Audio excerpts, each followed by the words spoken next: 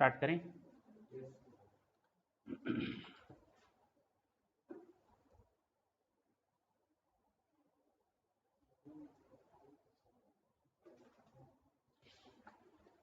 चलिए स्टार्ट करते हैं। एक नया अकाउंटिंग स्टैंडर्ड है and this is the most most most important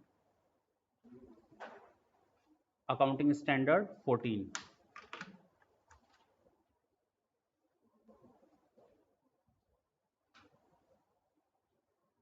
नाम सुना है पहले कभी? सुना है? नहीं सुना है? सुना है।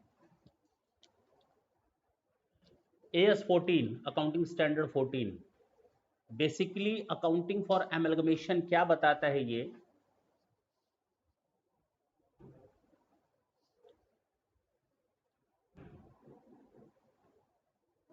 तीन तरह से आप लोगों को अकाउंटिंग करनी पड़ती है जब भी कोई कंपनी किसी दूसरी कंपनी को एक्वायर करती है। मैंने क्या बोला? जब भी कोई एक कंपनी किसी दूसरी कंपनी को एक्वायर करती है, या तो शेयर या तो कंपनी को, या तो शेयर या तो कंपनी को। ये ए लिमिटेड है और ये बी लिमिटेड है। मैंने कहा ये एमलगमेशन का केस है। किसका केस है? हिंदी में कहते हैं एकीकरण, एमलगमेशन। और जानते हैं एमलगमेशन में शामिल होता है एब्जॉर्प्शन। क्या शामिल होता है? यानी हम इस अकाउंटिंग स्टैंडर्ड 14 में इन दोनों की बात करेंगे। तो सर अभी आपने जो तीन तरीके बताए वो क्या है? 2 मिनट के लिए होल्ड करते हैं उसको। पहले ये जानने की कोशिश करते हैं एमलगमेशन क्या है, 2 मिनट, जिसके बारे में हम लोग डिस्कस करने जा रहे हैं। ए लिमिटेड खत्म, बी लिमिटेड खत्म। ए लिमिटेड को एक्वायर किया किसने? जेड लिमिटेड ने। बी लिमिटेड को एक्वायर किया किसने? जेड लिमिटेड से। यानी कि दोनों की दोनों कंपनियों का एग्जिस्टेंस ओवर हो गया। Now these companies are no more. पक्की बात? एक नई आइडेंटिटी बनी जेड लिमिटेड। इसको हम एबी लिमिटेड भी बोल सकते हैं। पक्की बात? This is the new one identity. अगर मैंने कहा ये ए लिमिटेड है, ये बी लिमिटेड है, बी लिमिटेड को कंपनी ए लिमिटेड ने बाय कर लिया, एमलगमेट कर लिया। क्या बोला मैंने? Now the existence of B limited is going to be over. This company ceases to be exist. ये कंपनी अब खत्म हो रही है। कौन सी कंपनी? B limited. और इस कंपनी को पूरी तरह से एक्वायर कर लिया ए लिमिटेड ने। इस तरीके को कहते हैं हम लोग एब्जॉर्प्शन करना। जैसे एक फोम होता है, पानी में डालो तो पानी को क्या कर लेता है? एब्जॉर्ब कर लेता है। This is the case of absorption. हाँ या ना? एमलगमेशन, एमलगमेट का मतलब होता है जो भी एग्जिस्टिंग कंपनियां वो खत्म होकर एक तीसरी नई कंपनी बनाती हैं। This is the case of the amalgamation. यानी आइडेंटिटी तो खत्म होनी ही होनी है किसी न किसी की, चाहे ए लिमिटेड की चाहे बी लिमिटेड की। थोड़ा सा जूम आउट कर देना बाबू।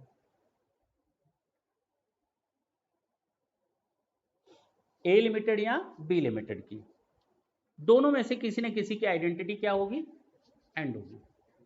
अगर ए बी दोनों की आइडेंटिटी खत्म हो गई, सी लिमिटेड बन गई, this is the case of the amalgamation. और अगर मैं कहूं कि ए लिमिटेड ने बी लिमिटेड को खरीद लिया और बी लिमिटेड की आइडेंटिटी एग्जिस्ट नहीं करती, तो ये कहेंगे हम लोग एब्जॉर्प्शन। दोनों तरीके समझ में आए? और हम लोग इन्हीं की बात करेंगे यहां पर। जबकि आप लोगों को एक और चीज देखने को मिलेगी, होल्डिंग एंड सब्सिडरी कंपनी। अगर ए लिमिटेड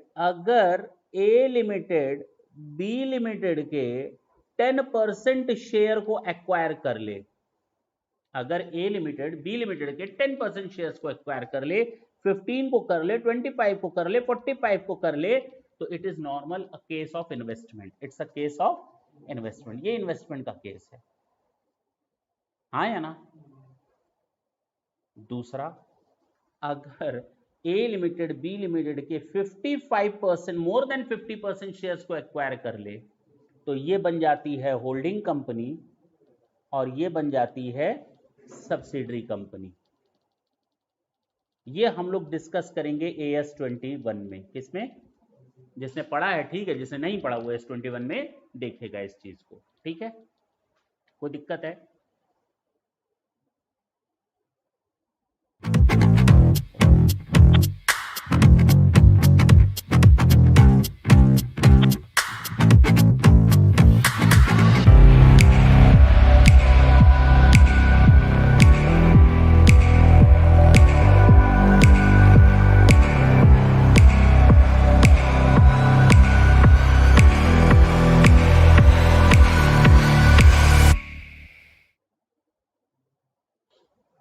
इसको हम लोग कहेंगे ए लिमिटेड और बी लिमिटेड। ये हमारा कौन सा केस हो गया? AS21 का, होल्डिंग एंड सब्सिडरी कंपनी, हम लोग AS21 में देखेंगे। अगर ये वाले केसेस हैं तो हम लोग AS13 में देखते हैं। लेकिन इन दोनों केसेस में ये कंपनी खत्म नहीं होती है, ये अपना कंटिन्यू एग्जिस्ट करती है और काम करती रहती है। समझ में आई बात? हाँ या ना? जबकि एमलगमेशन के केस में एक न एक कंपनी क्या होती है? खत्म हो जाती है। एमलगमेशन में कोई ना कोई एक कंपनी खत्म हो जाती है, या तो दोनों या कोई एक। अब समझ में आया हम किस तरह के केसेस की बात कर रहे हैं? AS13 कब लगता है, AS21 कब लगता है, ये समझ में आया? यानी हम किसी दूसरी कंपनी को एक्वायर करते हैं, they are so many different ways. ये क्यों करते हैं? एमलगमेशन होता क्यों है? बेसिकली एक बात बताओ, मेरा काम भी है कीबोर्ड बनाना और बी लिमिटेड का भी काम है कीबोर्ड बनाना। पक्का? कंपटीशन नहीं हो रहा। इसकी सेलिंग प्राइस है पर कीबोर्ड की 1000, इसकी सेलिंग प्राइस है 1200, इसका एक्सपेंसेस आ रहा है 500 पर कीबोर्ड का, इसका आ रहा है 500 पर कीबोर्ड का। लेकिन ये भी एडवर्टाइज कर रहा है और ये भी एडवर्टाइज कर रहा है। पर कीबोर्ड इसका भी एडवर्टीजमेंट 100 रुपीज है, पर कीबोर्ड इसका भी एडवर्टीजमेंट 150 है। अगर हम बी लिमिटेड को खरीद लें या ए लिमिटेड को बी लिमिटेड खरीद ले, कोई एक कंपनी दूसरे को खरीद ले, तो एक बात बताओ, क्या ये अपने सारे कीबोर्ड्स का दाम बढ़ाकर 2200 नहीं कर 1200 नहीं कर सकता? कर सकता है ना? सारे कीबोर्ड्स का दाम 1200 रुपए हो गया, क्या दिक्कत है भाई? 1100 हो जाएगा, 1200 हो जाएगा, because there is no competition in the market now. We can sell our product at any value, monopoly is there. हाँ या ना? हम कंपटीशन खत्म कर रहे हैं, एक्सपेंसेस तो वही आएंगे, एडवर्टीजमेंट अब हो सकता है 50 पर ही रुक जाए। बात समझना। तो एक तो एडवर्टीजमेंट कॉस्ट खत्म, दूसरा हम अपनी सेल प्राइस को बढ़ा सकते हैं, दोनों तरफ से फायदा, बल्ले बल्ले। इसको हम लोग कहते हैं सिनर्जी सिस्टम। इसका प्रॉफिट कितना था? 550, इसका कितना है? 400, दोनों मिलाकर कितना हो गया ऑन एन एवरेज? चलो 950 तुम लोग के हिसाब से, ठीक है ना? तुम लोग के हिसाब से 950। चलो अब कितना आया?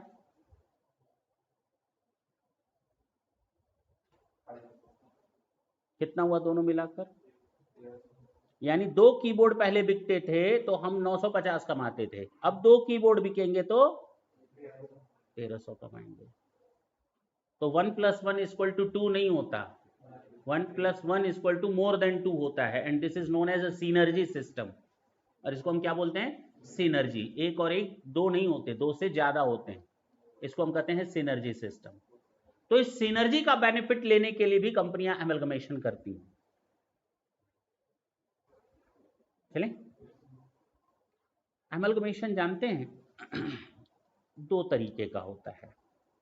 एमलगमेशन कितने तरीके का होता है? सर अभी तो आपने बताया 2 तरीके का होता है, एक एमलगमेशन होता है, एक एब्जॉर्प्शन होता है। ना ना ना, एमलगमेशन ही है वो, जिसमें इंक्लूड होता है एब्जॉर्प्शन। एमलगमेशन 2 तरीके का होता है, 2 मेथड्स होते हैं।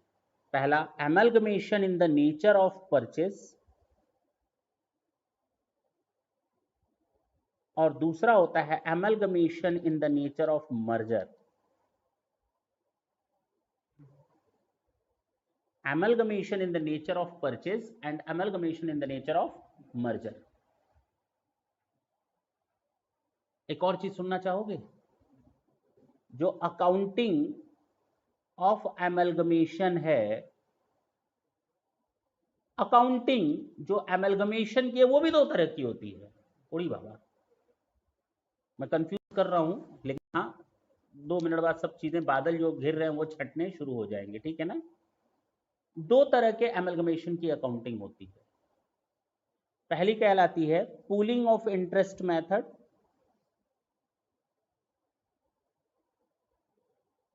और दूसरी कहलाती है परचेज मेथड।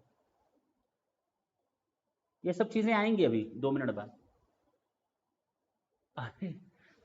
जब हम सामने वाली कंपनी को खरीदते हैं ना, ए लिमिटेड ने बी लिमिटेड को खरीदा, ये वाला केस, ए लिमिटेड ने बी लिमिटेड को खरीदा, AS14, तो ये खत्म हो जाएगी, बोलो। और ये अपनी सारी एसेट्स और लायबिलिटीज इसको दे देगी। कैसे? फोकट में। किसे? बहुत बढ़िया। मतलब कोई भी कंपनी खत्म हो जाएगी, अपनी एसेट लायबिलिटी तुमको दे देगी, कहेगी कुछ मत दो, ऐसे ही फोकट में। हाँ, कुछ ना कुछ चाहिए, कुछ ना कुछ चाहिए। क्या चाहिए? कंसीडरेशन। तो जब ये कंपनी इसको पे करेगी, तो जितना पे करेगी that is known as purchase consideration. क्या? जो खरीदने वाली कंपनी है वो सामने वाली कंपनी को पे ऑफ करेगी। क्या करेगी? पे ऑफ करेगी, जिसको हम कहेंगे परचेज कंसीडरेशन। तो मेथड्स टू डिस्चार्ज या मेथड्स ऑफ परचेज कंसीडरेशन, ये भी दो तरीके के होते हैं। एक होता है नेट एसेट मेथड, मैं कंफ्यूज कर रहा हूं, ये मेरा काम है। और दूसरा नेट पेमेंट मेथड। क्योंकि होता क्या है कि बच्चों को मालूम ही नहीं होता कंफ्यूजन कहां कहां हो सकती है, बाद में पढ़ते हैं, जब खत्म हो जाता है सब्जेक्ट तब पता चलता है अच्छा यहां पर भी कंफ्यूजन हो सकती है। तो पहले ये समझ लो कंफ्यूजन कहां कहां आ सकती है। आ रही है ना? वापस स्टार्ट करें। अब हमें इन्हीं पर ही फोकस करना है। एमलगमेशन के कितने तरीके होते हैं, अकाउंटिंग कितने तरीके की होती है, और परचेज कंसिडरेशन कितने तरीके से पे ऑफ किया जा सकता है। बात समझ में आई? सबसे पहले हम बात करते हैं एमलगमेशन कितने तरीके का होता है। Amalgamation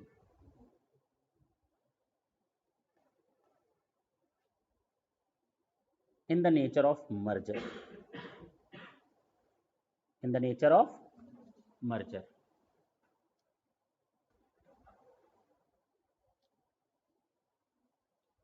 in the nature of merger में अगर ये सारी कंडीशन पूरी हो गई, क्या ये अगर सारी कंडीशन पूरी हो गई तो ये कहलाएगा amalgamation in the nature of merger.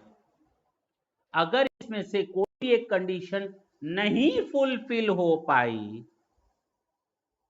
अगर इनमें से कोई भी एक कंडीशन नहीं फुलफिल हो पाई, लिखा है ना सेटिस्फाई ऑल द कंडीशन, तो ही हम उसको कहेंगे amalgamation in the nature of merger.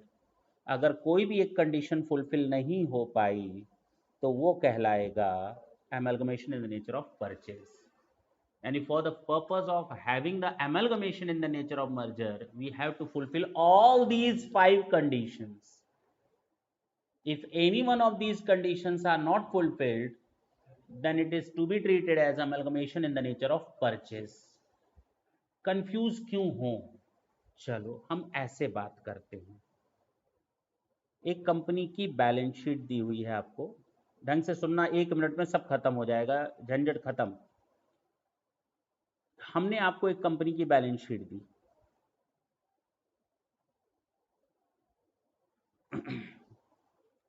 मैं इस कंपनी के पास गया,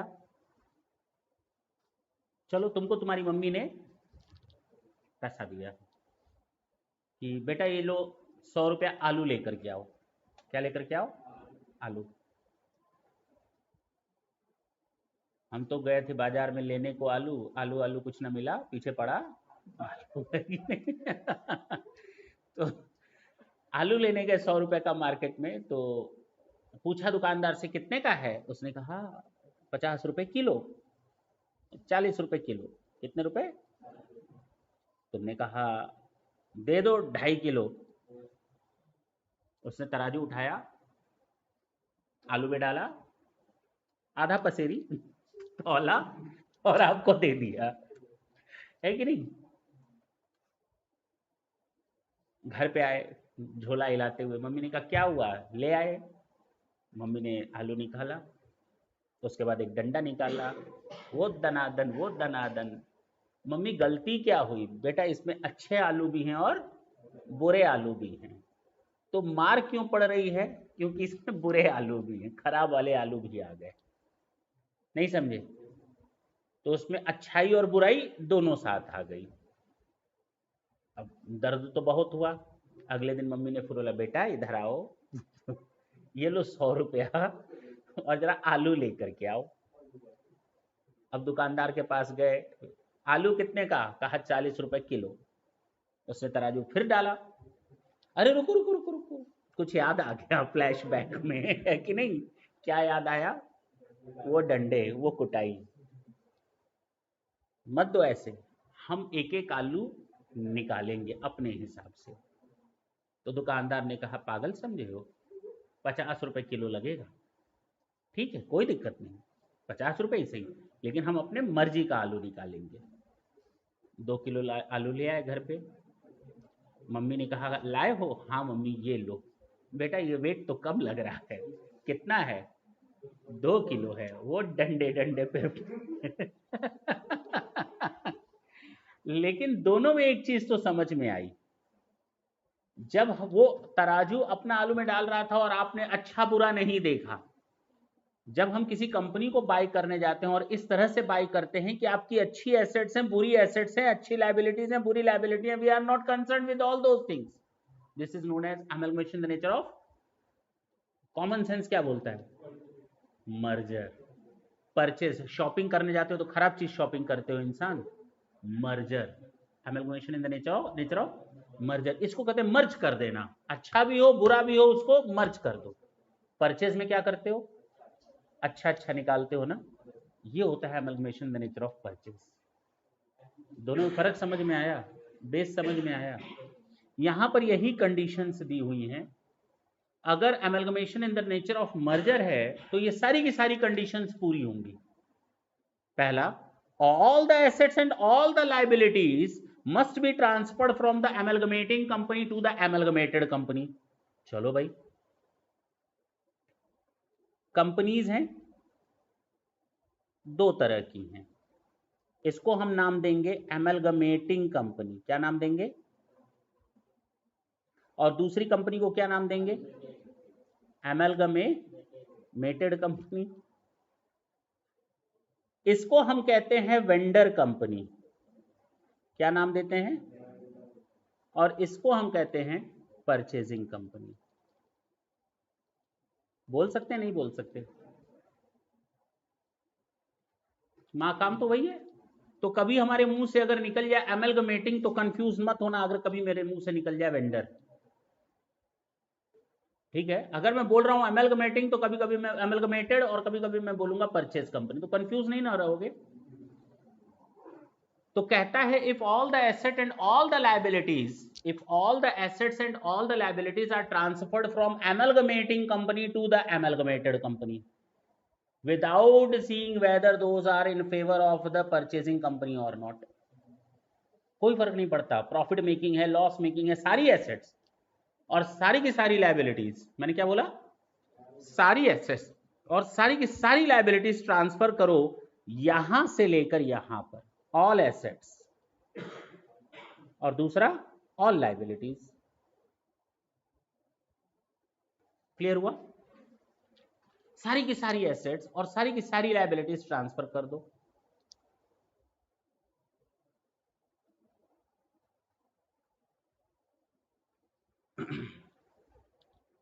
सामने वाली कंपनी जो खत्म हो रही है ना, उसके कम से कम 90% face value of the share holder तैयार हो जाएं उस नई कंपनी के शेयर होल्डर बनने के लिए। उस नई कंपनी के इक्विटी शेयर होल्डर बनने के लिए। जो खत्म होने वाली कंपनी के शेयर होल्डर हैं वो अब इस नई कंपनी के शेयर होल्डर बनने को तैयार हो जाएं, कम से कम कितना 90%। यानी एक तरह से देखो सारी एसेट्स इसके पास, सारी लायबिलिटीज खरीदने वाली कंपनी के पास, और 90% शेयर भी जो वहां से आएंगे वो भी हमारी कंपनी के शेयर होल्डर बन जाएंगे। कंफ्यूज ना? कंफ्यूज ना? सुनो, मैंने ये खत्म होने वाली कंपनी है वाई लिमिटेड। कौन सी कंपनी है? इसको खरीद कौन रहा है? X limited. उसकी सारी एसेट्स ले ली, इसकी सारी लायबिलिटीज ले ली खरीदने वाली कंपनी ने। इसके पास बचा क्या? रखा क्या हुआ है इसके पास? ये क्या रखा हुआ है? Share holder fund. क्या रखा हुआ है? जिसमें इक्विटी शेयर कैपिटल होगी, प्रेफरेंस शेयर कैपिटल होगी और रिजर्व एंड सरप्लस होगा। 2 मिनट के लिए हम ये मान लेते हैं। जब मर्जर का केस होता है ना तो सामने वाली कंपनी हमारा रिजर्व एंड सरप्लस भी खरीद लेती है। प्रॉफिट हो या लॉस हो कोई फर्क नहीं पड़ता, प्रॉफिट हो या लॉस हो कोई फर्क नहीं पड़ता, क्योंकि सामने वाली कंपनी बिना ये देखे खरीदती है कि इसमें प्रॉफिट वाला सामान खरीद रहे हैं या लॉस वाला। ये मर्जर बता रहा हूं मैं। तो जब मर्जर का केस होता है तो बचा क्या शेयर होल्डर फंड में? जब हम शेयर होल्डर फंड को ये भी खरीद लेंगे क्या? हम ये भी खरीद लेंगे क्या? हम एसेट्स और लायबिलिटीज खरीद रहे हैं तो ये भी खरीद लिया क्या मैंने? मैं एक दुकानदार के पास गया, मैंने दुकानदार से कहा ये फर्नीचर जहां बैठे हो कितने का है? जो काउंटर तुम्हारा फ्रंट पे रखा हुआ है, कह रहे 5,000 रुपए। मैंने कहा ये लो 5,000। कितना? काउंटर का कितना दिया मैंने? 5,000। उसके बाद मैंने कहा कि जितना स्टॉक दिख रहा है कितने का है? कह रहा है 50,000। उसका थोड़ा दिमाग हिला। मैंने कहा ये लो 50,000। मैंने कहा ये पंखा बिजली ये सब कितने का है? कह रहा है 10,000 का। मैंने कहा ये लो 10,000। तुमको किसी से पैसा भी लेना है क्या? उधार उधार माल बेचे हो क्या? डेटर्स वगैरह भी हैं? उसने कहा हाँ हाँ 20,000 रुपए के लेने। मैंने कहा ये लो उनका भी 20,000 ले लो, अब मैं लूंगा उनसे। उधार वगैरह माल भी खरीदे हो क्या? कोई लायबिलिटी या बैंक लोन भी है? कह रहा है 1 लाख रुपए की लोन वगैरह है, या चलो 30,000 रुपए का लोन वगैरह भी है, या क्रेडिटर्स है, ये लो 30,000 ये हम दे देंगे, तुम चिंता मत करो, तुम्हारी लायबिलिटी निपटा दूंगा। अच्छा ये बताओ जिस जमीन पर तुम बैठे हो दुकान बनाकर ये कितने का है? उसने कहा 5 लाख रुपए का। मैंने कहा ये ले पकड़, चल निकल बाहर। मैंने कहा चल निकल बाहर, सब तो मिल गया ना तुमको, बात खत्म। ये पहला तरीका है। दूसरा तरीका कितना हुआ टोटल? हाँ 555, मुगली घुट्टी 555 है कि नहीं? अब सुनो, ये पहला तरीका है। दूसरा तरीका, निकल यहां से। क्यों? पैसा दे रहे पैसा दे रहे क्या? सबका पैसा दोगे? हाँ तुम निकलो बाहर, दुकान के बाहर आओ। बाहर निकला, मैंने उसके हाथ में पकड़ा दिया 555। दोनों में फर्क है क्या? नहीं।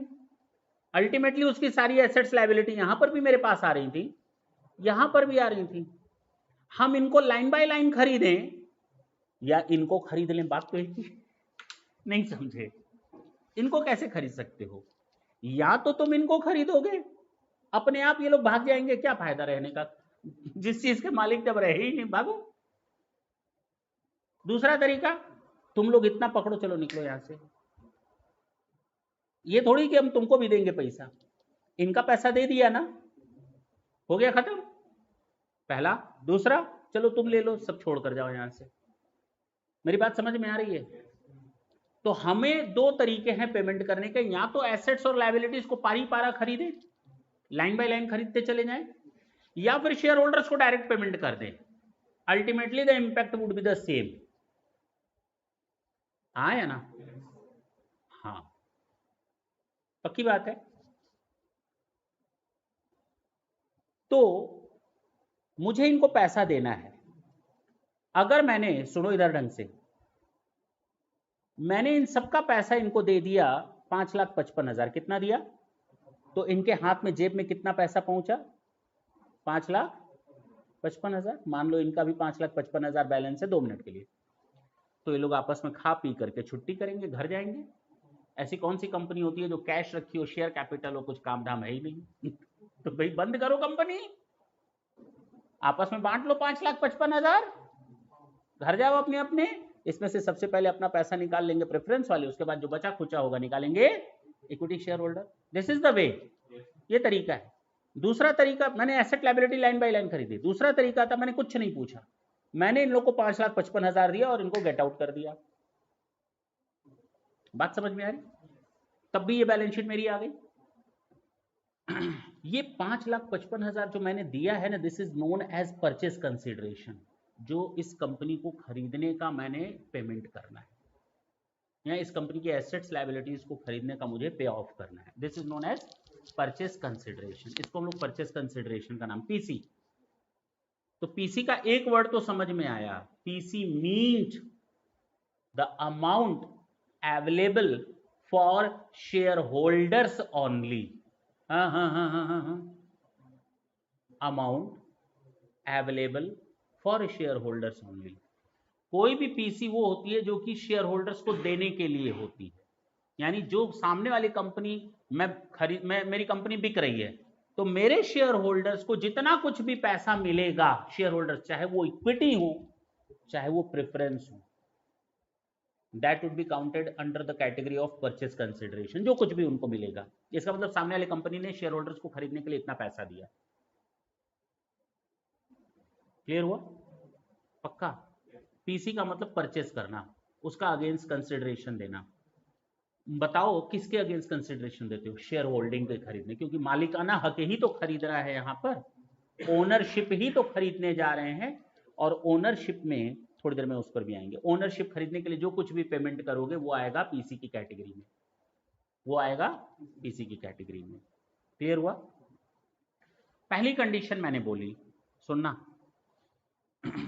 मैंने पहली अच्छा, ये पीसी कैसे दे सकते हो? कैश ही देना जरूरी है क्या? मुझे इनको पीसी देना है 5,55,000, मैंने इनको कैश दे दिया 55,000, उनको मिल गया 55,000। मैं कंपनी हूं, मेरे शेयर होल्डर खत्म हो रहे हैं, लेकिन उनको देने के लिए मुझे क्या मिला? मेरी एसेट लायबिलिटी के लिए गया कोई, और मुझे क्या दे गया? 55,000 का कैश और 2 लाख रुपए के डिवेंचर। दे सकता है नहीं दे सकता? और 3 लाख रुपए की शेयर कैपिटल। दे सकता है नहीं दे सकता? सर शेयर कैपिटल, हाँ भाई, किसकी? एक्स लिमिटेड की, जो कंपनी खरीद रही है। यानी जो कंपनी हमारे इन शेयर्स को खरीद रही है वो इनके बदले हमको कैश दे रही है, 55,000 डेट दे रही है, 2 लाख का और 3 लाख का दे रही है शेयर कैपिटल। तो ultimately I am just getting rupees 55,000। अब चाहे वो 5,55 कैश में देता, 5,55 सारा डिवेंचर में देता, 5,55 सारा इक्विटी शेयर में देता, 5,55 सारा प्रेफरेंस शेयर में देता, ultimately this is represented as a purchase consideration. वो किसी भी फॉर्म में हो सकता है, कैश में भी हो सकता है, बैंक या कैश में हो सकता है, डिवेंचर्स के फॉर्म में हो सकता है, इक्विटी शेयर के फॉर्म में हो सकता है। ये डिवेंचर किसके होंगे? एक्स लिमिटेड के ही होंगे। ये शेयर कैपिटल किसकी होगी? एक्स लिमिटेड की होगी। अब मैंने क्या करना है? इस परचेस कंसिडरेशन को इन लोगों को उठा करके दे देना है ना। ये परचेस कंसिडरेशन किस में बांटना है? इन लोगों को बांट करके खत्म करो, इन लोगों को बांट करके खत्म करो। अब जितना पैसा प्रेफरेंस वाले इसमें से निकाल लिए, जो कुछ भी निकाले, बाकी जो बचेगा कौन ले जाएंगे? 2 मिनट के लिए मान लेते हैं इन इक्विटी शेयर होल्डर्स को ये 3 लाख मिले। क्या मिले? ये वाले मिले। बाकी 2,55,000 कौन ले गया? प्रेफरेंस वाले। मेरी बात समझ गए? 5,55 बट गया, खत्म हो जाएगा, बैलेंस शीट जीरो हो जाएगी। जैसे ही 5,55 आपस में बांटेंगे, बैलेंस शीट जीरो। अब जरा ये बताओ, अब तक जो लोग नाच नाच कर ये कह रहे थे we are the share holder of Y limited, अब वही लोग नाच नाच कर कहेंगे we are the share holder of X limited, because there is no any identity existed of Y limited. Y limited की बैलेंस शीट जीरो हो चुकी है। जैसे ही ये 5,55 शेयर होल्डर्स में बंटेगा, बैलेंस शीट जीरो। जब तक वाई लिमिटेड की बैलेंस शीट में 1 रुपया भी दिखेगा, इसका मतलब वाई लिमिटेड कहेगी जिंदा हूं मैं। बात समझ में आई? तो वाई लिमिटेड को पूरी तरह से खत्म करने के लिए उसकी बैलेंस शीट के दोनों तरफ क्या दिखने चाहिए? लड्डू। हाँ या ना? पक्का? तो हमें एक चीज तो समझ में आई कि जब हम अमेलगमेशन करेंगे, चाहे amalgamation in the nature of merger, चाहे amalgamation in the nature of purchase, in both of these two situations we have to make the balances of amalgamating company zero. We have to make the balance sheet of amalgamating company zero. हमें balance sheet को zero करना है. This is our ultimate intention. बात समझ में आई? वही तरीका सीखना है और यही हमारा इस अकाउंटिंग स्टैंडर्ड का मेन पर्पस भी है. कहता है accounting to be made in the books of the transferee company of amalgamation and the treatment of any goodwill और capital reserve which arises due to the amalgamation और merger. जो भी amalgamation और merger में हम लोग एंट्रीज करेंगे वो कैसे करेंगे अकाउंटिंग ट्रीटमेंट, वो सिखाएगा अकाउंटिंग स्टैंडर्ड 14. और साथ साथ ये सिखाएगा कि कैसे हम लोग गुडविल और कैपिटल रिजर्व जो जनरेट होगा उसको क्या ट्रीट करेंगे. ठीक, वापस आते हैं. दो तरह के अमेलगमेशन होते हैं, amalgamation the nature of merger, amalgamation the nature of purchase. जब मर्जर की बात करते हैं तो हम सामने वाली कंपनी का ना प्रॉफिट देखते हैं, ना लॉस मेकिंग एसेट देखते हैं, कुछ भी एसेट्स हो, कुछ भी लायबिलिटी जो सब ले लेते हैं. This is known as amalgamation the nature of merger. और पहली कंडीशन मैंने यही बताई कि all the asset and all the liabilities of amalgamating company must be transferred to the amalgamated company. All the assets minded, all the liabilities minded. कि सारी की सारी एसेट्स, सारी की सारी लायबिलिटीज अमेलगमेटिंग कंपनी से कहां ट्रांसफर हो जाएंगी? अमेलगमेटेड कंपनी में. दूसरी कंडीशन क्या कहता है कि जो इस कंपनी के देखो देखो देखो देखो देखो देखो जो इस कंपनी के शेयर होल्डर हैं, अब किस कंपनी के शेयर होल्डर बन गए?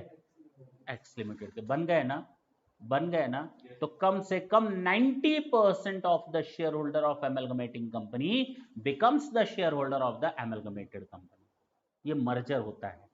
मर्जर की पहली कंडीशन थी सारी की सारी एसेट, सारी की सारी लायबिलिटीज ट्रांसफर हो गई अमेलगमेटिंग टू अमेलगमेटेड, और अमेलगमेटिंग कंपनी के कम से कम 90% शेयर होल्डर यहां से उठ करके वहां मालिक बन गए. बात खत्म.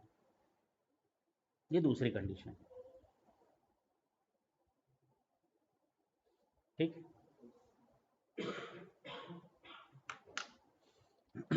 यहां के शेयर होल्डर 90% वहां जाकर के मालिक बनेंगे. इसका मतलब वहां कम से कम उनको इक्विटी शेयर होल्डर मिलेगा. क्या मिलेगा? इक्विटी शेयर मिलेगा, तभी तो मालिक बनेंगे वहां पे. ये याद रखना, इक्विटी शेयर होल्डर्स को पैसे केवल मिलेंगे जो खत्म होने वाली कंपनी के इक्विटी शेयर होल्डर हैं, उनको इक्विटी शेयर के बदले केवल और केवल इक्विटी शेयर ही मिलेंगे. हो सकता है इक्विटी शेयर होल्डर को इक्विटी शेयर इन लोगों ने 2 लाख रुपए ले लिए हों, इन्होंने 3 लाख प्लस कैश ले लिया हो 55. हो सकता है ना? हो सकता है ना? बटना तो 5-55 है, तो 3-55 शेयर होल्डर ने ले लिया, 2 लाख प्रेफरेंस वालों ने ले लिया. तो ये amalgamation the nature of merger नहीं हुआ फिर, क्योंकि शेयर के बदले केवल शेयर मिलेगा, नथिंग एल्स. ये amalgamation the nature of purchase हो गया ऑटोमेटिकली. शेयर के बदले शेयर मिलेगा मालिकों को, बात खत्म. पहले भी तुम वहां मालिक थे तो शेयर होल्डर थे, अब यहां पर भी मालिक हो तो केवल इक्विटी शेयर होल्डर ही रहोगे. आपको ना कैश में कुछ मिलेगा, ना डिवेंचर के फॉर्म में कुछ मिलेगा. थोड़ा बहुत कंफ्यूजन तो हो रहा होगा, ये हम भी जान रहे हैं. पक्की बात? चलो ये मान लेते हैं ये अमेलगमेटेड कंपनी, ये अमेलगमेटिंग कंपनी. इस कंपनी की सारी एसेट्स उधर, इस कंपनी की सारी लायबिलिटीज उधर, इस कंपनी में जितने शेयर होल्डर बचे उसमें से इक्विटी वालों को केवल शेयर के बदले शेयर ही मिलेगा. बात खत्म. और कम से कम 90% लोग हां करते हो इस कंपनी में शेयर होल्डर बनने के लिए. चलें आगे. फोर्थ कंडीशन, जो चलाने वाली कंपनी है ना, उसका ये इंटेंशन होना चाहिए, उसका ये इंटेंशन होना चाहिए कि खत्म होने वाली कंपनी का बिजनेस हम चलाएंगे. ऐसा नहीं आपकी बैलेंस शीट हम उड़ा रहे हैं, आपकी बैलेंस शीट खत्म कर रहे हैं, ये दूसरी बात है, लेकिन आपका बिजनेस खत्म नहीं करेंगे, वो हम अपने में ही चलाएंगे. मान लेते हैं कोका कोला ने थम्स अप कंपनी को खरीद लिया. ठीक, थम्सअप बंद कर दिया, कोका कोला थम्सअप को फिर भी कंटिन्यू करेगा उसी के नाम से खरीदने के बाद भी।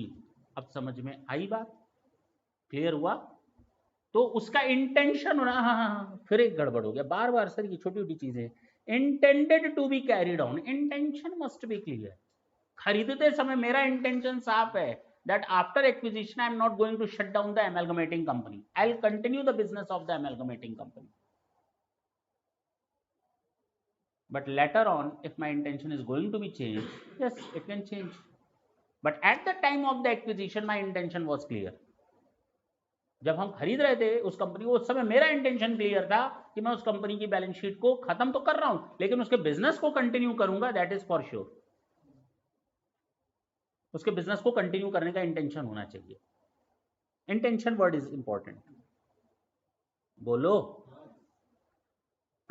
लास्ट सुनो इधर, मान लो हमने इस कंपनी की एक एसेट थी प्लांट एंड मशीनरी 1 लाख रुपए की, मैं इसको खरीद रहा हूं 80,000 में। मैक्स लिमिटेड हूं, मैं इस वाई लिमिटेड की एक प्लांट एंड मशीनरी को खरीद रहा हूं 80,000 में, जो कि उसकी बुक वैल्यू है 1 lakh. Now tell me at what value I have to record it in my books of account. 80,000 में खरीद रहा हूं,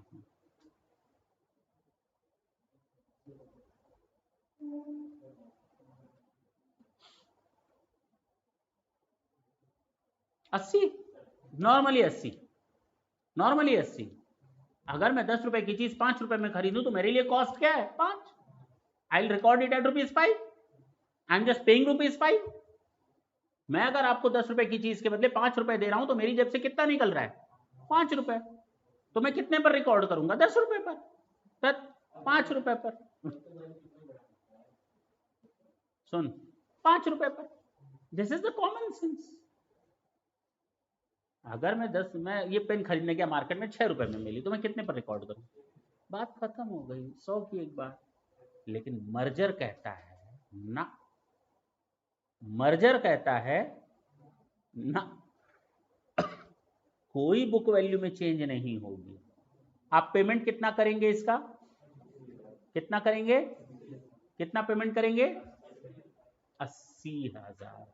लेकिन दिखाएंगे कितने पर? उड़ी बाबा 1 लाख पर। पेमेंट कितना जाएगा मेरी जेब से, लेकिन दिखाएंगे कितने पर? 1 लाख पे।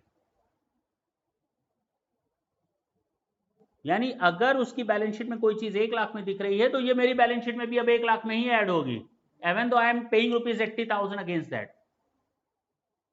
मैं भले ही 80,000 दे रहा हूं but I have to show it at ₹1 lakh. Book value must be shown.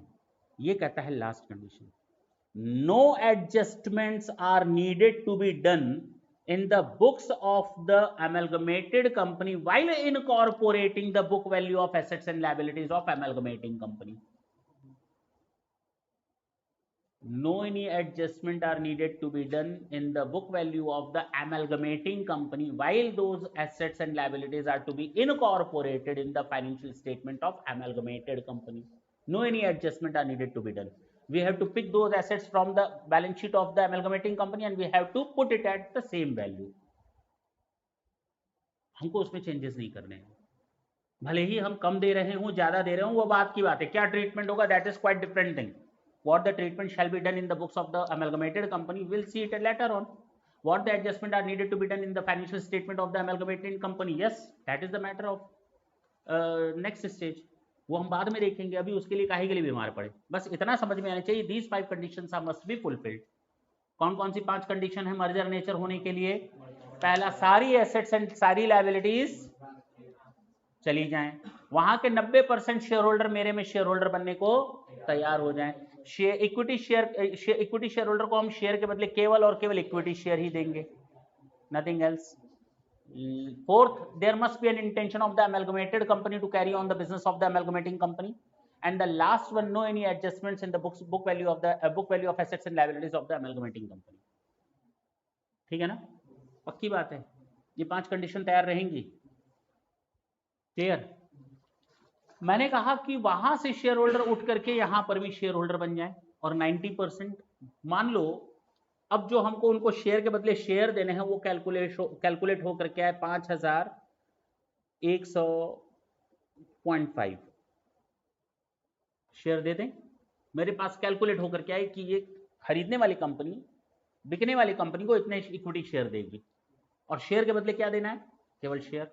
ये तो समझ में आता है 2 मिनट के लिए, ये कहां से देंगे? इसको कैश में दिया जा सकता है। Fractions must can be paid in cash, उसके लिए कोई दिक्कत नहीं है। मान लो फ्रैक्शन आ गया 5105.5 और जो हमारा एक लॉट होता है शेयर्स का वो 10 का होता है, तो ये हम कैश में दे सकते हैं। बात समझ में आई? अच्छा, 5185.5 आ गया और हमारा एक लॉट जो होता है वो 100 शेयर्स का होता है, तो 85.5 हम कैश में दे सकते हैं। अब समझ में आ रही है बात ना?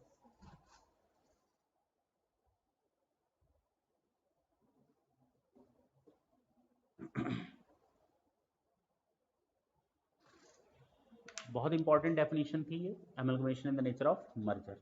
अगर इन 5 में से एक कंडीशन भी स्किप हो जाए तो amalgamation in the nature of purchase कहलाएगा।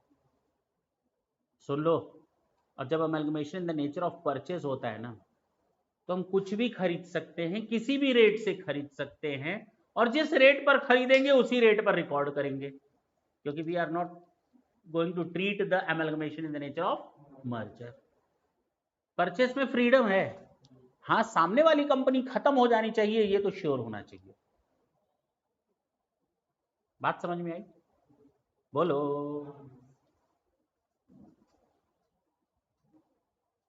Amalgamation in the nature of purchase is an amalgamation which doesn't satisfy any one or more of the condition which are specified above. ठीक है, पक्की बात? कहीं कोई डाउट नहीं है ना? ढंग से सुनेंगे, बहुत अच्छी चीज चलने जा रही है।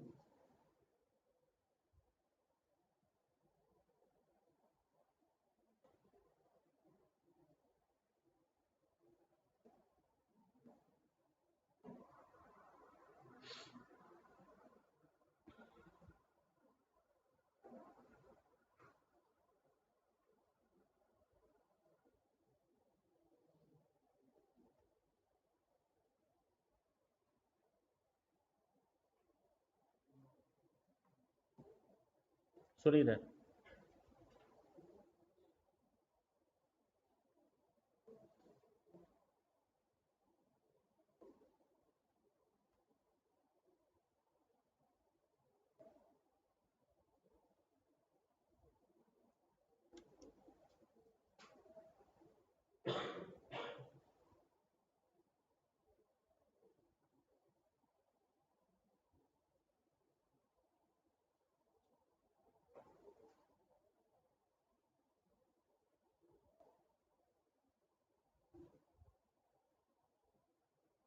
हम केवल अभी ये हिंट दे रहे हैं, ये नेक्स्ट सेशन में हम फिर से ये चीज़ें बताएंगे, ठीक है ना? लेकिन अभी केवल आगे क्लैरिटी लाने के लिए कि जो हम थ्योरी बताने जा रहे हैं क्लैरिटी मिले।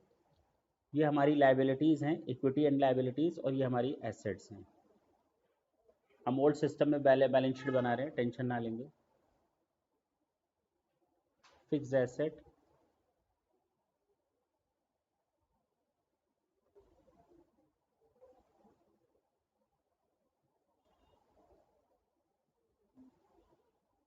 करंट एसेट में स्टॉक है, डेटर्स है, कैश है।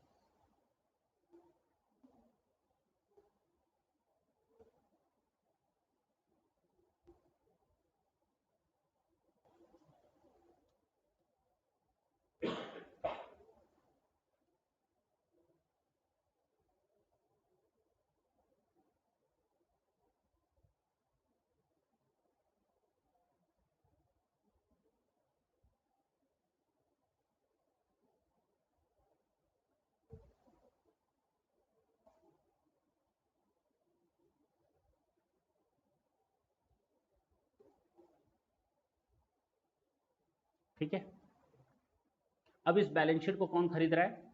एक्स लिमिटेड खरीद रहा है। fixed asset are to be taken over at 150%, stock at par, debtors at 80%, cash हमेशा उतना ही रहेगा, उसमें तो वैल्यू कम ज्यादा नहीं कर सकते ना कि 100 रुपए का कैश दो हम तुम्हें 80 रुपए देंगे, अरे नहीं भैया वो उतने पर ही रहेगा।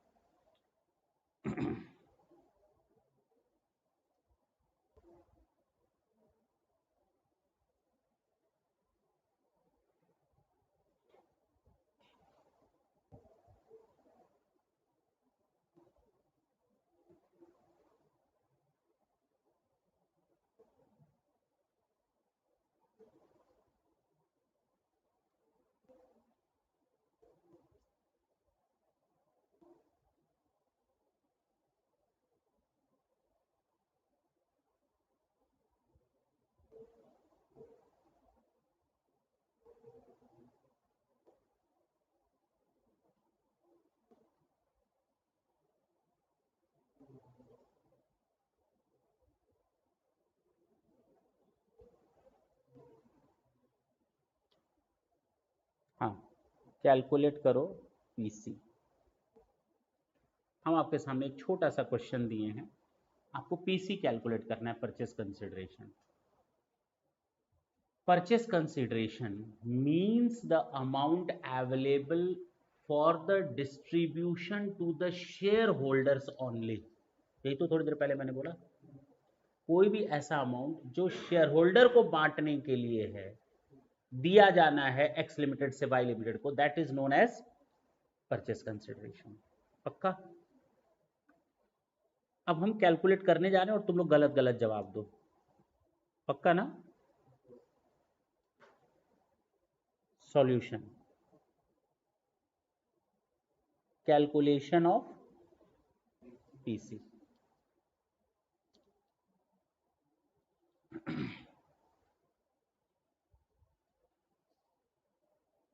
करें?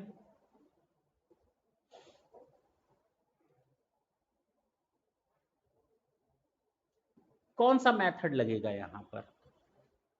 मैंने कहा था परचेस कंसिडरेशन के दो मेथड्स हैं, देखो इधर,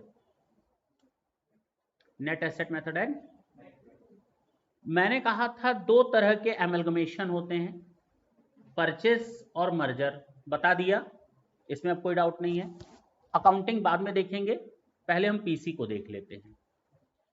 पीसी दो तरह से कैलकुलेट हो सकता है, net asset method and net payment method. First, try to use the net payment method. If you are not capable to use this, go with this one.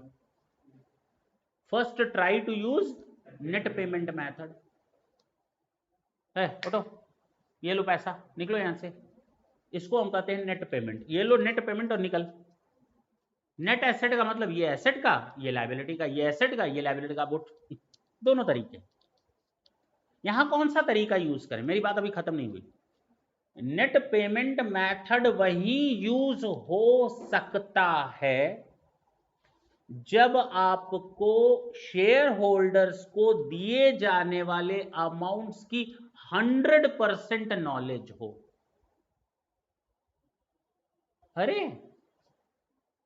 Net payment method can be used only in those situations where you have all the information relating to the payment to the shareholders of the amalgamating company. If any information is skipped or it is not possible to calculate by using the net payment method, then go with the net asset method. Now tell me in this question whether we know that what the amount is needed to be paid? No, not at all. क्या इस question को देख करके हमें यह मालूम है कि हमको शेयर होल्डर को कितना पेमेंट करना है? नहीं, तो पेमेंट मेथड नहीं लग सकता। कौन सा मेथड लगेगा? Net asset method. अभी आएंगे एग्जांपल्स, चिंता मत करना, टेंशन ना लेना। सारा खेल केवल दो चीजों का है ना, जर्नल एंट्री तो बाएं हाथ का खेल है अगर लेफ्ट हैंडर हो तो, जर्नल एंट्री बाएं हाथ का खेल है, वहां तो कोई दिक्कत ही नहीं आती। अगर ये सही सही कैलकुलेट हो गया तो सारा आंसर सही निकलेगा। और यहीं गड़बड़ हो गया तो लाख आगे करते चले जाओ, सब गड़बड़ होगा। हमें ये देखना है नेट पेमेंट एमलगमेशन का कौन सा मेथड है, परचेज मेथड है या मर्जर मेथड है, पहले तो ये बताओ। If nothing is given in the question use amalgamation in the nature of purchase. क्या अगर क्वेश्चन में कुछ ना दिया हो तो हमेशा परचेज मेथड ही यूज करते हैं, मर्जर मेथड नहीं यूज करेंगे। मान लेंगे कोई ना कोई इंफॉर्मेशन स्किप्ड है, मतलब कोई ना कोई इंफॉर्मेशन पूरी नहीं हो पाई, सेटिस्फाई नहीं हो पाई कंडीशन, 5 जो कंडीशन बताई थी ना उसमें से कोई एक कंडीशन सेटिस्फाई नहीं हो गई, ये मान करके आगे चलेंगे। If nothing is given in the question even in the examination hall that which one method is to be used, whether the question given is amalgamation in the nature of merger or it is given on the basis of the amalgamation in the nature of purchase. If nothing is given, go with the amalgamation in the nature of purchase. उस समय ये मत करना चलो पांचों condition fulfil करवा करके देख लेते हैं, टाइम खोटा करने की जरूरत, सीधे एक नोट लगाओ और आंसर लाओ। नोट लगाना 100 रुपए वाला नहीं, नोट लगाने का मतलब फुट नोट। अब फुट का मतलब पैर मत लिख लेना, अब पैर को लेकर के उसमें छाप दो, फुट नोट लिख देना, ठीक है ना। बहुत इत्मीनान से 2 सेशंस बहुत इत्मीनान से चलते हैं, तीसरे सेशन से फिर सुपर फास्ट हो जाता है। कहता क्या है, हम लोग नेट एसेट मेथड यूज करेंगे, पीसी का कौन सा मेथड यूज करेंगे, कैसे मालूम, क्योंकि हमें ये नहीं मालूम शेयर होल्डर को कितना देना है। अगर ये मालूम होता शेयर होल्डर को 5 लाख रुपए देना है तो सीधे सीधे हम 5 लाख दे देते, पेमेंट मेथड यूज कर लेते। Now we are needed to compute it. चलें, फिक्स एसेट कितने पर ले रहा है, मैंने फिक्स एसेट कितने में खरीदी, लिखा है ना, फिक्स एसेट एट 150%। तो 1 लाख की एसेट कितने में खरीदी, 150% पर, यानी हमको 1.5 लाख देना है एसेट का। कितना देना है,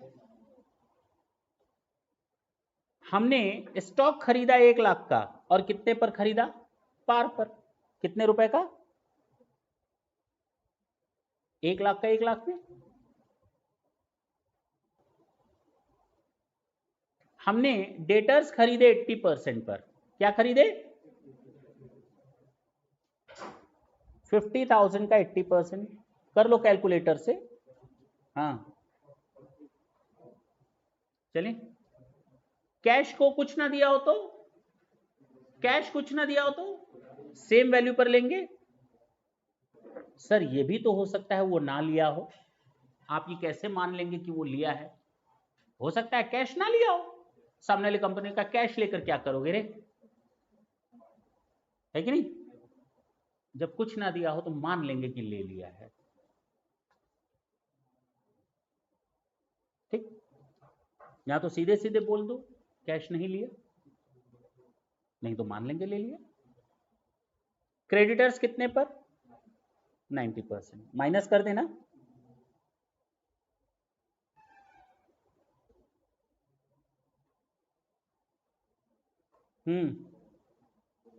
बैंक लोन माइनस होगा नहीं होगा, हैं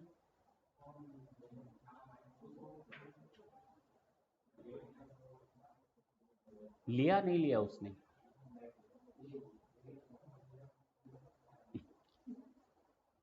कंफ्यूजन तो होना ही नहीं चाहिए इसको लेकर, पूछो ना पूछो क्यों, क्योंकि purchase consideration means the amount available for distribution to the share holder. तो शेयर होल्डर की वैल्यू तक पहुंचने के लिए सारी लायबिलिटीज को माइनस होना जरूरी है। हाँ, तो बिना लायबिलिटीज को माइनस किए आप कैसे शेयर होल्डर की वैल्यू तक निकल जाएंगे। कुछ ना दिया हो तो लायबिलिटीज भी मान लेंगे ले लिया, कितने में, 30,000 में।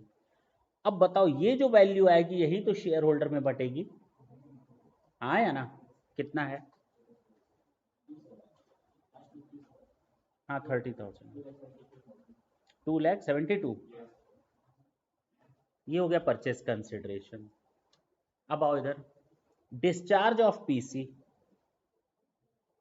इसको देना भी तो है, कैसे देंगे, कहता है खरीदने वाली कंपनी अपने हर एक शेयर को 15 रुपए पर देगी, यानी जो सामने वाले लोग हैं उनको 2,72,000 रुपए देना है, मेरे एक शेयर की कीमत 15 रुपए, बताओ कितने नंबर ऑफ शेयर हो गए?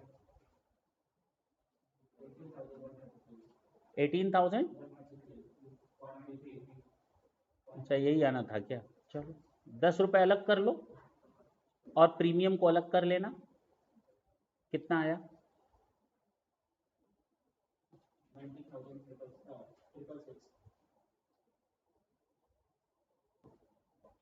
हो गया?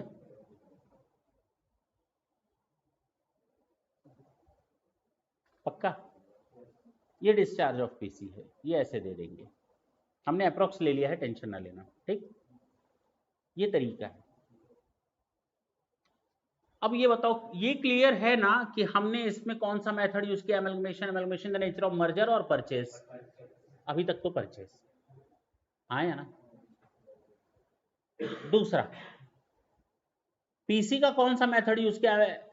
नेट एसेट मेथड या net payment method? Net payment method क्यों नहीं यूज किया? जब हमें 100% इंफॉर्मेशन दी जाए कि शेयर होल्डर को कितना पेमेंट होना है, अगर क्वेश्चन में ये क्लियर हो जाए, तब हम नेट पेमेंट मेथड यूज करते हैं, लेकिन इस क्वेश्चन में ये इंफॉर्मेशन दी नहीं थी। चलें, नोट कर लो इसको।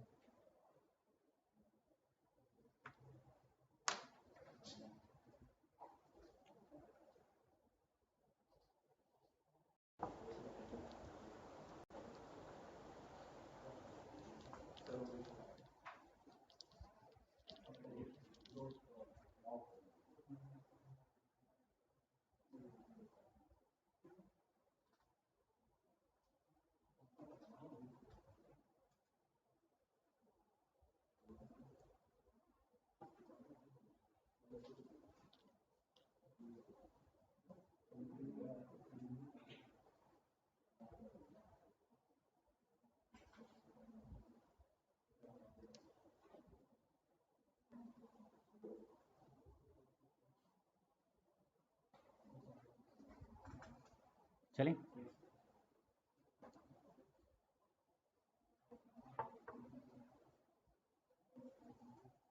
पक्का? हम अभी इन क्वेश्चंस पर नहीं जा रहे, ये मैं केवल एक एग्जांपल मैंने दिया यहाँ पर कि देखो हम क्या करेंगे आने वाले समय में। तो next session is very much dedicated only for the purpose of calculating the purchase considerations और उसका डिस्चार्ज। हम लोग नेक्स्ट सेशन में वही सीखेंगे ही सीखेंगे, ठीक? अभी आगे चलें। चलो, मैंने अभी तक ये आपको बताया कि जब हम अकाउंटिंग स्टैंडर्ड 14 की बात करते हैं तो amalgamation the nature of purchase भी होता है, amalgamation the nature of merger भी होता है, और दोनों अमेलगमेशन के केस में हम सामने वाली कंपनी जिसको हम एक्वायर कर रहे हैं वो उसका आइडेंटिटी को लूज करना है, खत्म करना है, उसकी बैलेंस शीट को जीरो करना है। क्या करना है? जीरो करना है। तो दो तरह का अमेलगमेशन होता है। Amalgamation the nature of merger होने के लिए these 5 conditions must be fulfilled. Number 1, all the asset and all the liabilities of the amalgamating company must be transferred to the amalgamated company. हाँ या ना? At least 90% share holder must be agreed to become the shareholder of the amalgamated company. Purchase consideration must be discharged to the shareholder only in the only on account of only by issuing the equity shareholder of the amalgamated company. Fractions may be allowed to be paid in cash. Fractions are allowed to be paid in cash.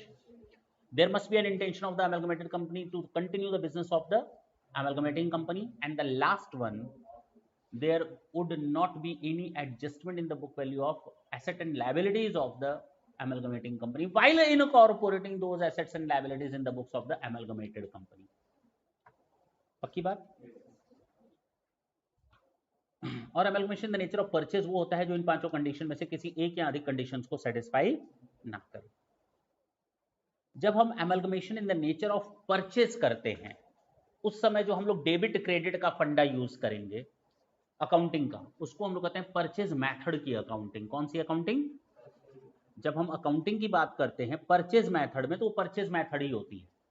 यानी purchase method से अगर हमने acquire किया है, merger नहीं है, तो उस समय जो अकाउंटिंग यूज होगी वो परचेज मेथड की कहलाएगी। लेकिन अगर मर्जर मेथड से मैंने बाई किया है, सामने वाली कंपनी को एक्वायर किया है, तो उसकी जो अकाउंटिंग होगी that is known as pooling of interest method. कौन सा method? Pooling of interest method. उसमें ना हम अच्छा देखते हैं ना उसमें हम बुरा देखते हैं, हम सारी चीजें खरीदते हैं, एसेट्स भी खरीदते हैं, लायबिलिटीज भी खरीदते हैं, रिजर्व्स भी खरीद लेते हैं। तभी तो मैंने कहा न अच्छा देखते हैं ना प्रॉफिट्स भी खरीदते हैं, लॉस भी खरीदते हैं। तभी तो मैंने कहा ना अच्छा ही देखते हैं ना सबको इनकॉर्पोरेट कर लेते हैं। और सबसे आसान चीज ये कि जितनी वैल्यू उसकी बैलेंस शीट में दिख रही थी उतनी वैल्यू हमारी बैलेंस शीट में भी दिख रही है। ये होता है amalgamation in the nature of merger. बच्चे खूब प्रैक्टिस करते हैं एग्जाम तक, purchase method purchase method purchase method purchase method, और एग्जाम में एक ही क्वेश्चन आ जाता है कि solve the above question by using pooling of interest method.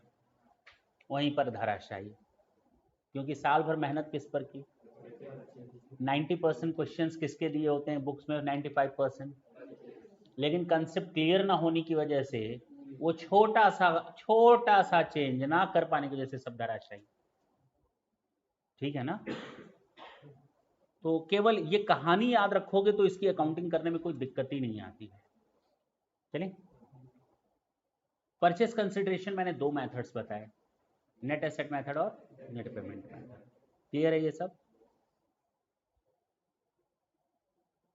मैंने अकाउंटिंग के लिए बता दिया मर्जर में कौन सा मेथड लगता है, pulling of interest method accounting की, परचेज मेथड में परचेज मेथड ही लगता है।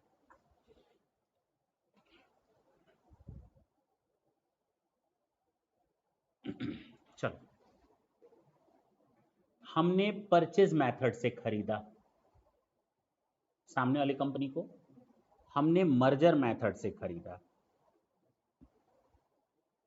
अकाउंटिंग का तो हमें मालूम है ना, इसकी अकाउंटिंग का नाम केवल अलग है, पुलिंग ऑफ इंटरेस्ट मेथड, बाकी जो छोटे मोटे चीजें होंगी तो साथ साथ पता चल जाएंगी। इसकी मेथड को अकाउंटिंग को क्या कहेंगे, लेकिन जो परचेज कंसीडरेशन होता है, क्या यहां कौन सा मेथड लगेगा परचेज मेथड में, नेट एसेट मेथड या नेट पेमेंट मेथड?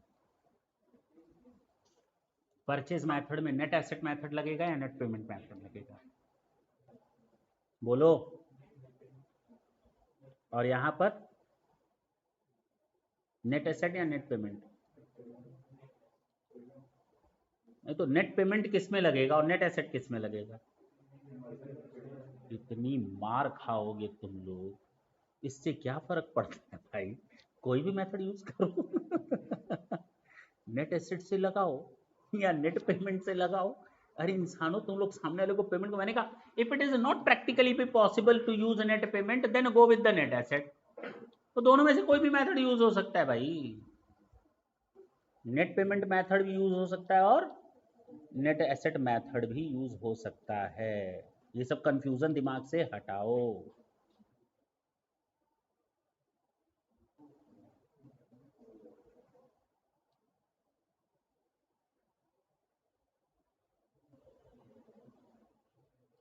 अब क्लियर है? ये इसको हम कहते हैं एमलगमेशन किस नेचर का है, ये उसकी अकाउंटिंग है, और ये परचेज कंसिडरेशन। ठीक है ना? इन दोनों में तो समझ में आता है, परचेज मेथड में परचेज मेथड की अकाउंटिंग लगेगी, मर्जर मेथड में पूलिंग ऑफ इंटरेस्ट मेथड लगेगा, दैट इज ओके।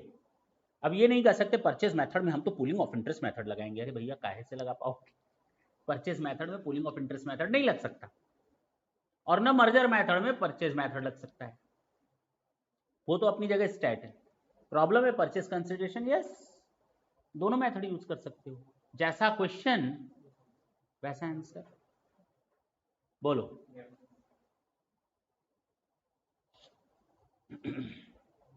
चलें आगे, कोई दिक्कत नहीं ना है?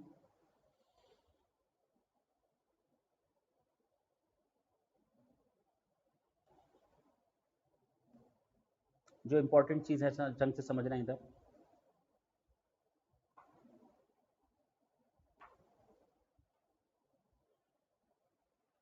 हम सारी एसेट्स को ले लेंगे ना अगर हम मर्जर मेथड यूज कर रहे हैं तो, किसको ले लेंगे, सारी लाइबिलिटीज को ले लेंगे ना अगर हम मर्जर मेथड यूज कर रहे हैं तो। अरे नहीं सर, इसमें हम लोग रिजर्व एंड सरप्लस को भी ले लेते हैं।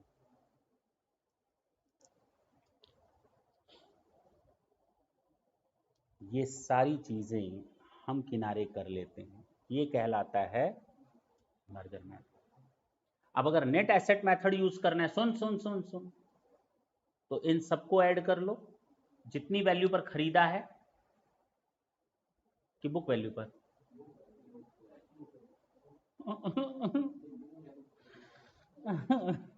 अरे जितने में खरीदा है उतने में।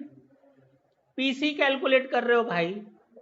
मैंने कहा सुन लो, अगर कोई एसेट यहां 80,000 की लिखी है तो वो भी 80,000 में ही लिखेगा। खरीदेगा 1 लाख में तो क्या दोगे नहीं क्या 1 लाख? तो बात खत्म।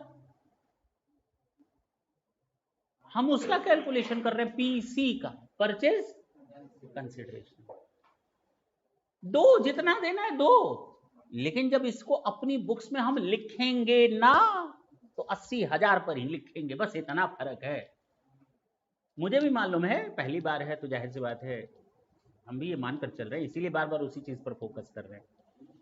टेंशन नहीं लेने का, बस दिमाग खोल कर रखने का। ये 80,000 है, हम इसको 1 लाख में खरीदें, हम इसको 50,000 में खरीदें, हम 1.5 लाख में खरीदें, जितने में खरीदेंगे उतना देना है ना, देंगे पैसा उतना, क्या दिक्कत है? चाहे नेट एसेट मेथड चाहे नेट पेमेंट मेथड, वो बात की बात है। लेकिन इस 80,000 को जब हम अपनी बुक्स वैल्यू में शामिल करेंगे तो केवल 80,000 में ही करेंगे, भले ही मैंने इसके लिए 1.5 लाख रुपए दिया। अब समझ में आई बात? हाँ,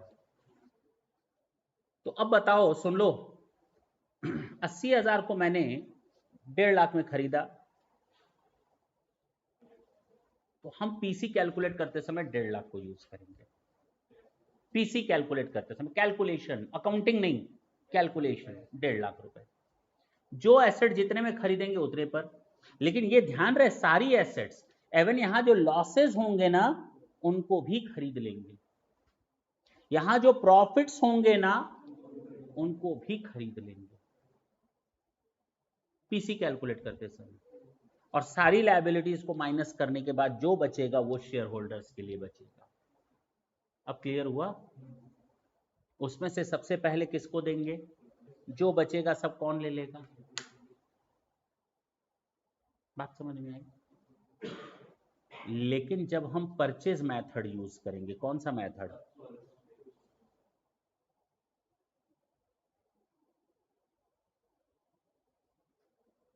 तो ध्यान देना, equity share capital, preference share capital and reserve and surplus, ये तीनों अलग कर लो। या लॉसेस वगैरह जो हो, बात समझ में आई, वो अलग कर लो। अब बाकी चीजें सामने वाली कंपनी खरीदेगी। If anything given in the question, ये एसेट नहीं खरीदने वाली नहीं कंपनी, ये एसेट नहीं खरीदेगी, तो क्या तब भी दोगे क्या उसको? तब भी दोगे क्या? चलो थोड़ी देर के लिए रोक देते हैं, अभी कंफ्यूज हो जाओगे तुम लोग। चले, तो ये हम शेयर होल्डर को दे देंगे पैसा, उसमें रिजर्व्स एंड सरप्लस भी आ जाएंगे। डिवेंचर के लिए बोले ना बोले, वो तो भैया शेयर होल्डर फंड नहीं होता ना, माइनस करना ही है पीसी कैलकुलेशन में। यहां पर पीसी सारी एसेट्स माइनस सारी लायबिलिटीज, यहां पीसी का मतलब सारी assets plus losses minus all liabilities minus reserves. अब समझ में आई बात? क्लियर है? ये नेट एसेट मेथड है। और नेट पेमेंट मेथड क्या होता है? इस शेयर होल्डर को इतना दे दो, इस शेयर होल्डर को इतना दे दो, वी नो वेरी वेल, वो होता है नेट पेमेंट मेथड। ठीक, चलिए आगे। अब देखो, हम यहां पर हैं, कहता है in the amalgamation in the nature of merger, ओ हो, the identity of the reserves is preserved, the identity of the reserved is preserved, reserve को प्रिजर्व रखना है, रखना ही रखना है, उनकी आइडेंटिटी को बरकरार रखना है, उनको आप लूज नहीं होने देंगे। And they appear in the financial statement of the transferee company, जो खरीदने वाली कंपनी है उसको वो रिजर्व भी खरीदने यानी कि अपनी बुक्स में दिखाने पड़ेंगे। Form in which they appeared in the financial statement, उसी फॉर्म में जिस फॉर्म में वहां पर दिखाए गए थे, जिस फॉर्म में वहां दिखाए गए थे उसी फॉर्म में हम अपने यहां भी दिखाएंगे। उस फॉर्म वहां पर लिखा हुआ था कैपिटल रिजर्व, तो हम भी अपने यहां दिखाएंगे कैपिटल रिजर्व। वहां लिखा था पीएल का डेबिट बैलेंस, तो हम भी अपने यहां दिखाएंगे पीएल का उसका वाला। चले कैसे दिखाए जाएंगे थोड़ी देर में पता चल जाएगा।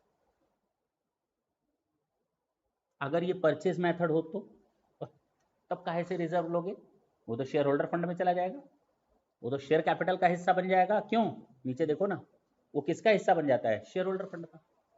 उसको नहीं खरीदते, प्रिजर्व नहीं करते उसको शेयर होल्डर के साथ बांट देते हैं, वहीं पर वहीं खत्म कर देते हैं। उसको हमें लेने की जरूरत, परचेज मेथड हम यूज कर रहे हैं तो हम नहीं लेंगे, पक्की बात। लेकिन क्या बोला, ओफो स्टैट्यूटरी रिजर्व्स हो तो क्या करेंगे। इनकम टैक्स ने बोला है, देख इस कंपनी को, जो खत्म होने वाली कंपनी को, इनकम टैक्स ने बोला देख ये टी डेवलपमेंट रिजर्व है, 8 सालों तक, 6 सालों तक, 5 सालों तक तुम्हें मेंटेन करना है। मान लो कोई भी रिजर्व, किसी लॉ ने बोला है ये रिजर्व 5 सालों तक आपको मेंटेन करना है। 2 साल खत्म हो चुके, 3 साल अभी भी इस कंपनी को मेंटेन करना था ना, उस रिजर्व को 3 साल और करना था ना, लेकिन कंपनी तो बंद हो रही है, कैसे मेंटेन हो पाएगा। अगर अब कंपनी बंद हो जाए तो उस पर वायलेशन लग जाएगा उस लॉ का। अब जो वहां पर कंसेक्वेंसेस होंगे, गड़बड़ हो जाएगी, क्या करें। तो कहा गया टेंशन, अरे नहीं टेंशन ना लो, टेंशन ना लो। अगर कोई ऐसा स्टैट्यूटरी रिजर्व है और आपके एमलगमेशन के आड़े आ रहा है, तो आप केवल एक बुक एंट्री कर दो। क्या, स्टैट्यूटरी रिजर्व अपने यहां बना लो, 3 साल और बनाना है ना, बना लो 3 साल और। लेकिन डेबिट क्या करोगे, amalgamation adjustment reserve account debit. एक बुकिश एंट्री पास कर लो, भूल जाओ कि कुछ करना है। जब साल का, जब मर्जर कर लेना, परचेज मेथड से बैलेंस शीट बन जाए फाइनल, लास्ट में ये एंट्री उसमें घुसा देना। क्या, amalgamation adjustment account debit to statutory reserve, हो गया तुम्हारा। यहां पर हो जाएगा एमलगमेशन एडजस्टमेंट अकाउंट, यहां हो जाएगा स्टैट्यूटरी रिजर्व। जब 3 साल बीत जाएगा उल्टा कर देना, statutory reserve account debit to amalgamation. कोई फर्क पड़ा क्या, कोई फर्क नहीं पड़ा, बात खत्म। यस, मींस ये सिचुएशन यहां अराइज ही नहीं हो रही थी मर्जर मेथड में, क्योंकि वो स्टैट्यूटरी रिजर्व भी ले रहे थे, नॉर्मल रिजर्व भी ले रहे थे, इधर तो वो प्रॉब्लम ही नहीं आ रही थी। लेकिन ये प्रॉब्लम अराइज हुई किस केस में, परचेज मेथड में, क्योंकि रिजर्व नहीं लेते हैं। और जब रिजर्व नहीं लेते तो इसका मतलब स्टैट्यूटरी रिजर्व का क्या होगा, उसके तो कॉन्सिक्वेंसेस सामने वाली कंपनी को झेलने पड़ेंगे। तो उससे बचाने के लिए क्या कहा गया कि आप मेंटेन कर लो, एक बुकिश एंट्री करके लास्ट में जब उसके पीरियड खत्म हो जाए तो उसको रिवर्स कर देना, बात खत्म हो गई। बस इतना काम करना है इसमें। अब खुश, सिंपल है, बहुत सिंपल है। कहानी फर्स्ट टाइम जा रही है दिमाग में तो थोड़ा टेंशन हो रहा है, लेकिन जब एक बार घर से पढ़ कर आओगे, जब नेक्स्ट सेशन में क्वेश्चन सॉल्व होंगे, बहुत आसानी के साथ होंगे। देखो ना, वही चीज बोला है, डेवलपमेंट अलाउंसेस रिजर्व है, इन्वेस्टमेंट अलाउंसेस रिजर्व है, या कोई भी स्टैट्यूटरी रिजर्व है, इसका मैंने बता दिया पूरा ट्रीटमेंट, कोई दिक्कत नहीं है ना, ट्रीटमेंट इज डन। ये तो हम लोग देखेंगे जब आएगा। खत्म। Accounting standard 14 is done, theoretically it is done, theoretically, numerically अभी हमने कुछ नहीं किया, अभी तो पूरी कहानी ये जो हम लोग को नेक्स्ट सेशन से देखनी है। ये छोटे छोटे पॉइंट्स हैं फालतू के, वो हम लोग जब करेंगे तो साथ साथ वो कवर होते चले जाएंगे, उसके लिए टेंशन नहीं लेना। लेकिन मेजर 90% हम लोगों ने अकाउंटिंग स्टैंडर्ड 14 को एज सच कंप्लीट कर लिया। बोलो भाई, कुछ पूछना है तो पूछो, नहीं तो नेक्स्ट सेशन में स्टार्ट करेंगे हम लोग पीसी से। टाटा बोले, थैंक यू बच्चों।